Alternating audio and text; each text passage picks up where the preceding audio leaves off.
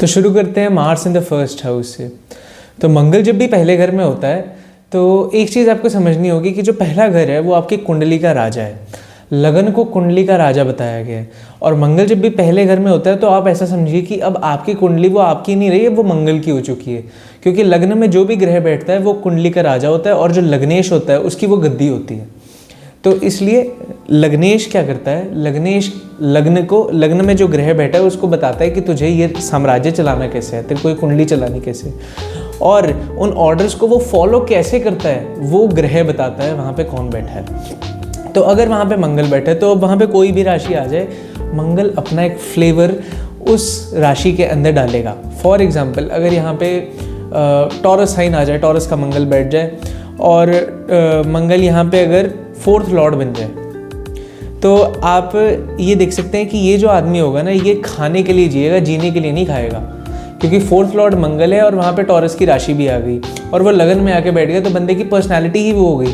तो इसलिए आप देखेंगे ये जो इंसान होगा ये खाने के लिए जिएगा, जीने के लिए नहीं खाएगा। एक और चीज़ है कि मंगल जब भी फर्स्ट हाउस में होता है, अगर मैं इन जनरल बात करूँ विदाउट एनी राशिस, क्योंकि जब आप एक राशि ऐड करते हैं तो आपको एक और ज़्यादा अच्छी प्रिडिक्शन देने का मौका मिलता है। लेकिन अगर मैं सिर्फ और सिर्फ मंगल इन द फर्स्ट हाउस की बात करूं तो मंगल फर्स्ट हाउस में काफ़ी अच्छी पोजीशन है कुछ लोगों के लिए और कुछ लोगों के लिए नहीं भी। मंगल जब भी फर्स्ट हाउस में होता है तो ये जो इंसान होता है ना ये बहुत जल्दी इरिटेट होने वाला इंसान आपको ये दिख सकता है कि बहुत जल्दी इरिटेट हो जाना, बहुत ही जल्दी गुस्सा हो जाना, एक आप कह सकते हैं लो टेम्परामेंट वाली इनकी चीज़ हो जाती है कि बहुत ही ज़्यादा जल्दी बर्स्ट आउट कर जाते हैं ये लोग। अगर छोटी सी भी गलती होगी तो बहुत ज़्यादा चिल्लाते हैं, ऐसे लोग आपको देखने को मिल सकते हैं। क्योंकि मंगल क्या है, मंगल फास्ट है, मंगल एनर्जी है।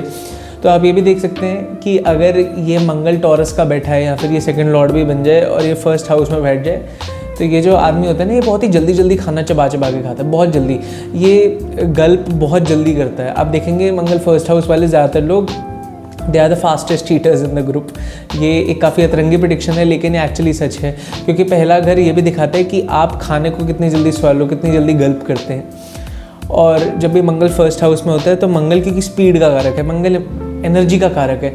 तो आप ऐसे लोगों को देखेंगे बहुत जल्दी जल्दी खाना खाते हैं। एक और मंगल ग्रुपिज्म को भी डिनोट करता है। इसका मतलब क्या है कि मंगल क्या है ना, इस आदमी का सच बोलना या ना बोलना किस पे डिपेंड करता है कि इसके आसपास का जो ग्रुप है वो क्या बात कर रहा है। अगर इसके आसपास का ग्रुप किसी एक पर्टिकुलर चीज़ को फॉलो कर रहा है तो ये भी उस पर्टिकुलर चीज़ को फॉलो करेगा। मतलब ये दिन को दिन बोलेगा, रात को रात बोलेगा। इसको ऐसा नहीं है, इंडिविजुअलिटी इतनी ज़्यादा इसमें नहीं दिखती है। हाँ, लीडरशिप क्वालिटीज़ काफ़ी अच्छी होती है क्योंकि ग्रुपिज्म में मंगल सबसे ऊपर है। सेनापति का रोल दिया गया है बृहस्पति होरा शास्त्र में। ऐसा क्यों किया है, सेनापति का रोल क्यों दिया है? क्योंकि सन के बाद लीडरशिप आप मंगल से ही देखते हैं। लेकिन सन का क्या है, सन और मंगल में मेन डिफरेंस क्या है? सन इंडिविजुअलिटी में विश्वास रखता है। सन के साथ अगर सारी जनता भी वो आप कह सकते हैं एग्री नहीं करेगी तो भी सन अपने पॉइंट पे खड़ा रहेगा। लेकिन मंगल थोड़ा सा फिक्कल होता है। फिक्कल मतलब थोड़ा सा वो करता है, हिलता डुलता है। अगर जो जनता है वो उसकी चीज़ों से अग्री नहीं कर रही तो वो अपने ओपिनियंस चेंज करने की भी रखता है कैपेबिलिटी। तो इसलिए मंगल अगर फर्स्ट हाउस में आपको लीडर अच्छा खासा बनाता है लेकिन एट द सेम टाइम आपको जनता का राजा बनाता है कि जनता कैसा चाहती है, जनता क्या सोचती है, वैसा राजा आपको बनाता है। सूर्य क्या है, सूर्य एक थोड़ा सा सेल्फिश राजा है कि मैं काम असाइन कर देता हूँ, मैं खुद कुछ नहीं करूँगा। लेकिन मंगल वो वाला राजा है जो खुद भी काम करेगा, दूसरों के साथ काम करेगा। मंगल फर्स्ट हाउस में आप देखोगे कि इन लोगों का एक तो अपने दादाजी के साथ और एक अपनी नानी के साथ, इन दोनों में से एक के साथ एक अच्छा रिलेशन होता है। क्योंकि फर्स्ट हाउस आपका paternal grandfather and maternal grandmother को डिनोट करता है। मंगल यहाँ से दृष्टि मारता है 4th हाउस पे, 7th हाउस पे एंड 8th हाउस पे। 7th हाउस पे डायरेक्ट दृष्टि मारता है। इसका मतलब क्या है, थोड़े से आपको साइकोलॉजिकल मैल फंक्शंस देखने को मिल सकते हैं, एडजस्टमेंट करने में दिक्कत हो सकती है क्योंकि मंगल फर्स्ट हाउस में है।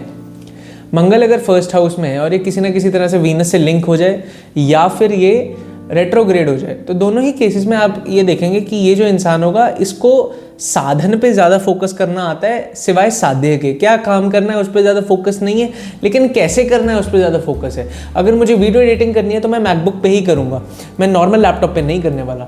ये जो शब्द हैं ये मंगल या तो वीनस से कनेक्टेड है या फिर मंगल रेट्रोग्रेड हो चुका है। इन दोनों में से एक चीज़ आपको देखने को मिलेगी। अभी रेट्रोग्रेड में क्यों होता है? वीनस तो चलो आप कह सकते हैं कि वो साधन को रूल करता है, लग्जरीज को रूल करता है, लेकिन ये रेट्रोग्रेड में ऐसा क्यों? क्योंकि शनि जो है वो साध्य है और मंगल साधन है, और जब वो वक्री हो जाता है, वक्र हो जाता है, तो वो 3 टाइम ज़्यादा पावरफुल है। तो वो उन चीज़ों पे ज़्यादा फोकस करे जो इतनी इंपॉर्टेंट नहीं है। उसको वो एनर्जी कहीं ना कहीं तो निकालनी है ना, तो वो एनर्जी ऐसे ही निकालता है। अब ये 4th दृष्टि डालता है 4th हाउस के ऊपर, तो इसका मतलब क्या है कि मदर के साथ इतने अच्छे रिलेशन नहीं देता, लेकिन फिर भी mother as a responsibility mother के साथ रहना पड़ता है, मदर के साथ रिश्ता निभाना पड़ता है, क्योंकि उसकी 4th एस्पेक्ट है। 4th एस्पेक्ट क्या करता है? 4th एस्पेक्ट से वो लड़ भी रहा है, लेकिन वो एट द सेम टाइम उसे रिस्पॉन्सिबिलिटी भी समझ रहा है। तो आप ये सोच सकते हैं कि ये जो आदमी होगा, इवन तो इसकी मदर से इतनी ज़्यादा नहीं भी बनती होगी, लेकिन ये मदर को हमेशा अपने साथ लेके चलेगा। 4th हाउस में आप ये भी देख सकते हैं, क्योंकि ये आपकी प्रॉपर्टी को भी दिखाता है, आपकी इनहेरिटेंस को भी दिखाता है, कि ऐसा भी हो सकता है कि इस आदमी को, अगर ये मंगल अफ्लिक्टेड हो जाए, तो इस आदमी को अपनी इनहेरिटेंस ना देखने को मिले, लेकिन फिर भी वो अपनी माँ के साथ एक अच्छा रिलेशन बना के रखे। 8th एस्पेक्ट पड़ता है 8th हाउस के ऊपर, और मंगल 1st हाउस में है। तो आप एक बार ना इस आदमी से इसके इन-लॉज के बारे में पूछ के देखिए। पूरी ज़िंदगी निकल जाती है, लेकिन इस आदमी के अपने इन-लॉज के साथ रिलेशन ही नहीं अच्छे होते हैं। हमेशा कुछ ना कुछ लड़ाई बनी रहती है, कुछ ना कुछ बीच में टकरार होती रहती है, कि मंगल 1st हाउस वाला अपने इन-लॉज के साथ अच्छे रिलेशन बना ही नहीं पाता। वो इसलिए है क्योंकि 8th एस्पेक्ट जो है वो एस्पेक्ट ऑफ डिस्ट्रक्शन है। वहाँ पे मंगल कहता है कि तो आ लड़ मेरे से।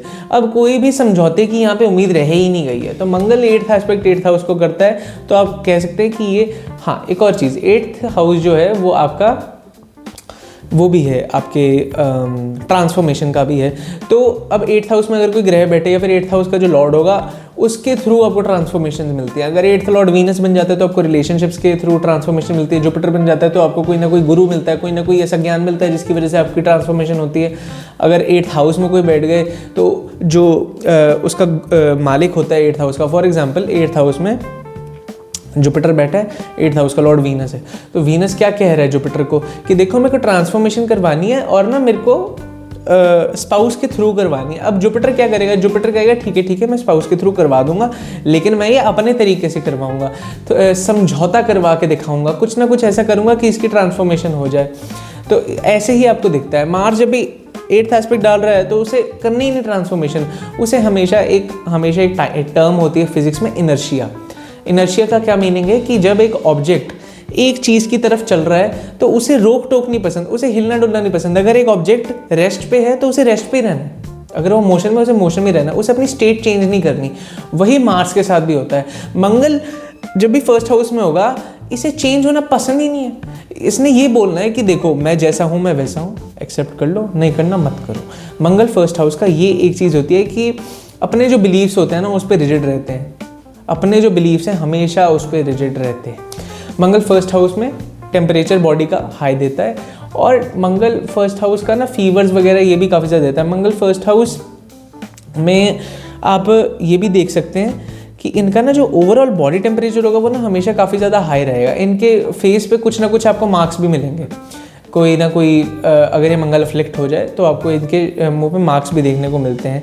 लेकिन एक चीज़ है, फाइटिंग स्पिरिट बहुत अच्छी होती है, किसी गिव अप बहुत जल्दी नहीं करते, क्योंकि गिव अप का कारक केतु है। मंगल और केतु दोनों स्कॉर्पियो के कारक हैं, लेकिन मंगल वहाँ पे लड़ने की ताकत देता है और केतु वहाँ पे छोड़ने की ताकत देता है, क्योंकि मृत्यु का साइन है। मंगल कहता है मैं मृत्यु से लड़ूंगा, केतु कहता है नहीं मेरे को नहीं लड़ना, मेरे को मृत्यु के पास जाना है। तो इसलिए मंगल इस हाउस में गिव अप नहीं करता।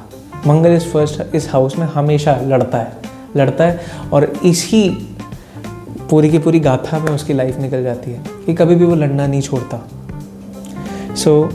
इसकी जो रेमेडीज़ हैं वो सबसे मेन यही होती है कि आप हनुमान जी की साधना करें, क्योंकि वो एक परफेक्ट मंगल का एग्जाम्पल है। जो भी ग्रह आपके 1st हाउस में बैठे उसकी आपको साधना करनी ज़रूरी है, क्योंकि वो आपकी कुंडली को रूल कर रहा है। तो इसलिए आपको मंगल के लिए हनुमान जी की साधना करना यहाँ पे बहुत बहुत ज़रूरी हो जाता है। So now let's move on to Mars in the 2nd house.